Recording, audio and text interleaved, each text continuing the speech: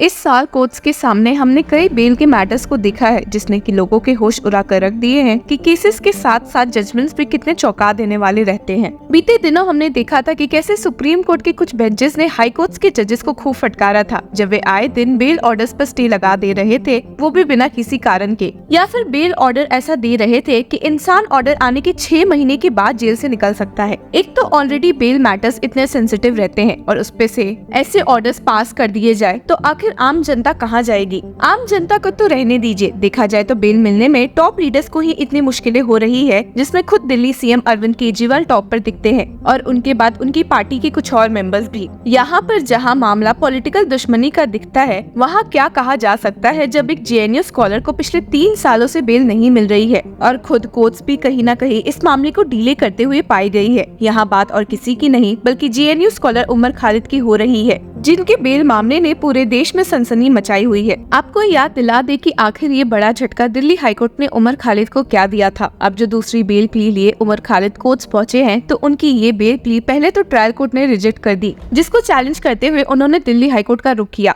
अब जहां उमर खालिद का मामला हियरिंग के लिए जस्टिस प्रतिभा एम सिंह और अमित शर्मा के पास पहुंचा ही था तो सनसनी मचाते हुए जस्टिस अमित शर्मा ने इस मामले से रिक्यूज करते हुए सबको शॉक कर दिया। लोगों को झटका और लगा जब उन्हें पता चला कि दिल्ली राइट्स में शामिल को अक्यूज्ड के केसेस से भी जस्टिस अमित शर्मा ने रिक्यूज कर दिया है, जिसके बाद उमर खालिद का बेल मामला भी बाकी को अक्यूज्ड केसेस के साथ 24 जुलाई के लिए लिस्ट हो गया था और अब जस्टिस सुरेश कुमार कायत और गिरीश कटपारिया के सामने आ पहुंचा। हालांकि ये कहना गलत नहीं होगा कि उमर खालिद को शायद जुडिशरी पर अब बिल्कुल भी भरोसा नहीं रहा होगा, कंसिडरिंग कि खुद एक समय पर सुप्रीम कोर्ट ने ही उनके फर्स्ट बेल पिटीशन को 14 बार अर्जन कर दिया था और जिसके बाद खुद हार मानते हुए उमर खालिद के council senior advocate Kapil Sibal ने इस मैटर को ही विड्रॉ करते हुए एक फ्रेश एप्लीकेशन वापस से लोअर कोर्ट में फाइल करना सही समझा। जब ये मामला दिल्ली हाईकोर्ट में जस्टिस सुरेश कुमार कायत और गिरीश कटपालिया के पास आया तो उन्होंने इस केस में एक नोटिस इशू करते हुए दिल्ली पुलिस से रिस्पांस की मांग की है और जिसके बाद ये मामला अब 29 अगस्त के लिए लिस्ट कर दिया गया है। 1 महीने के बाद की डेट देखकर लोगों में काफी गुस्सा देखने को मिला है कि भला प्रॉपर और फुल इन्वेस्टिगेशन के बावजूद एक इंसान कब तक ही जेल में रह सकता है।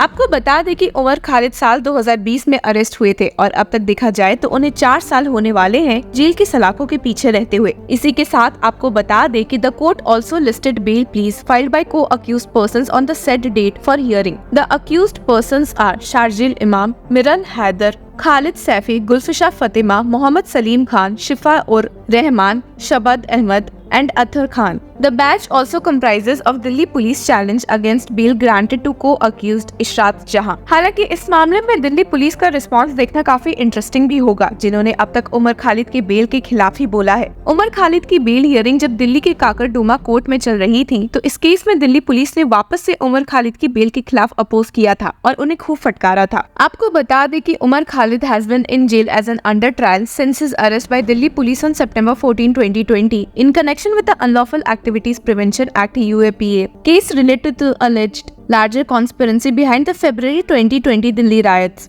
और हियरिंग के दौरान खालिद के काउंसिल्स ने इस बात पर रिलाई किया था कि जहां उमर खालिद को बेल नहीं मिल रही वहीं उनके साथ अरेस्टेड लोग आराम से छूट चुके हैं। और खालिद की ओर से मौजूद होकर एडवोकेट त्रिदीप पायस ने कहा था, the factual basis on which 3 accused in the case have been granted bail have several overlaps with me। एक पॉइंट जो उमर खालिद ने उठाया था वो ये था कि इस केस के ट्रायल के बिना उनके खिलाफ मीडिया ट्रायल चल रहा है जहाँ लोगों ने उन्हें दोषी ठहरा ही दिया है। हालांकि इस बेल हियरिंग में ट्विस्ट तब आ गया था जब दिल्ली पुलिस की ओर से मौजूद स्पेशल पब्लिक प्रोसिक्यूटर अमित प्रसाद ने उल्टा उमर खालिद पर ही मीडिया का गलत इस्तेमाल करते हुए लोगों को भड़काने का आरोप लगाया था। According to Delhi police, Khalid's WhatsApp chats also reveal his habit of crafting social media narratives to sway bail hearings, including the use of the hashtag Free Umar Khalid। सिर्फ यही नहीं, उन्होंने ये भी कहा था कि उमर खालिद ने सुप्रीम कोर्ट से केस विड्रॉ करके ट्रायल कोर्ट में फाइल करते हुए ये शो भी किया था कि सुप्रीम कोर्ट पे उन्हें भरोसा नहीं है और सुप्रीम कोर्ट लोगों की मदद नहीं कर सकती, and had stated they don't have faith in the Supreme Court and therefore they came to the trial court। This is how they are creating a narrative in his favor।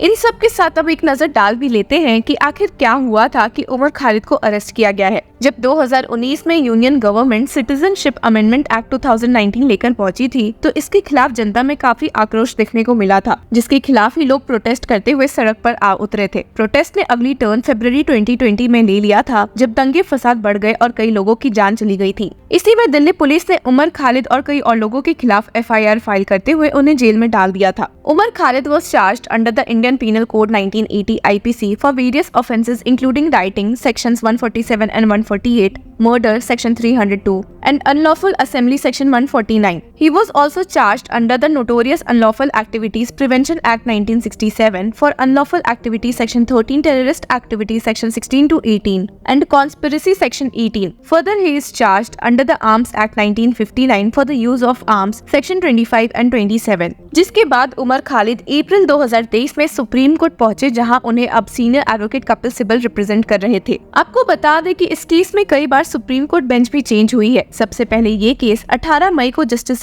AS Bopanna और हिमा कोहली के सामने पेश हुआ था, जिन्होंने इस case में Delhi government को एक नोटिस इशू किया and sought a response to Khalid's petition within 6 weeks. हालांकि 6 वीक बाद जब इस मामले में हियरिंग 12 जुलाई को हुई तो दिल्ली पुलिस ने सुप्रीम कोर्ट बेंच से कहा कि उन्हें इस केस में और वक्त चाहिए, जिसके खिलाफ सीनियर एडवोकेट कपिल सिब्बल ने कहा था कि my client had been in jail for 2 years. A hearing on his plea for personal liberty cannot be delayed any longer. पर सुप्रीम कोर्ट बेंच बोपन्ना और सुंदरेश की ने इस मामले को 24 जुलाई के लिए अर्जन कर दिया था और ये केस का पहला अर्जनमेंट बना था। 24 जुलाई को सुप्रीम कोर्ट बेंच, जिसमें कि जस्टिस बोपन्ना और त्रिवेदी ने इस मामले को उमर खालिद के लॉयर के बिहाफ पर अर्जन किया, जिन्हें और वक्त चाहिए था। 9 अगस्त को लिस्टेड केस में अचानक से सुप्रीम कोर्ट बेंच, जिसमें जस्टिस AS बोपन्ना के अलावा जस्टिस PK मिश्रा भी मौजूद थे, ने खुद को इस मामले से रिक्यूज कर दिया, जिसके बाद ये केस वापस से अर्जन हुआ। 17 अगस्त को matter supreme court cause writ से ही ड्रॉप आउट हो गया था, क्योंकि ये जस्टिस AS बोपन्ना और PK मिश्रा के सामने ही लिस्टेड था। इसके बावजूद कि जस्टिस PK मिश्रा इस केस से खुद को रिक्यूज कर चुके थे। इसी के साथ उमर खालिद ने एक दूसरी रिट पिटिशन सुप्रीम कोर्ट में फाइल कर दी, challenging the constitutionality of UAPA provisions, जिसके साथ ही सुप्रीम कोर्ट बेंच ने